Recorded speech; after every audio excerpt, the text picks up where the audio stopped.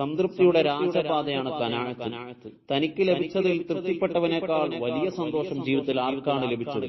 ഇദാമാ കുന്ത ഖൽബിൻ ഖനൂഇൻ ഫഅന്ത വമാലിക്കു ദുനിയാ സവാ. ഉള്ളതുകൊണ്ട് തൃപ്തിപ്പെടാനുള്ള മനസ്സ് നിനക്കുണ്ടെങ്കിൽ ദുനിയാവ് മുഴുവൻ കൈവശപ്പെടുത്തിയ രാജാവും നീയും തുല്യനത്രേ.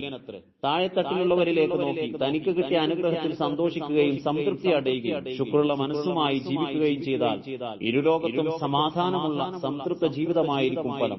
മുത്ത് റസൂലുള്ളാഹി സ്വല്ലല്ലാഹു അലൈഹി വസല്ലം പഠിപ്പിച്ചു, ഉൻദുറു ഇലാ മൻ അസ്ഫല മിൻകും. നിങ്ങളെക്കാൾ കഴിവ് കുറഞ്ഞ, ബലഹീനരായ, ദുർബലരായ, സാമ്പത്തിക ശേഷി കുറഞ്ഞവരിലേക്ക് നോക്കി സന്തോഷത്തോടെ ജീവിക്കണമെന്ന്.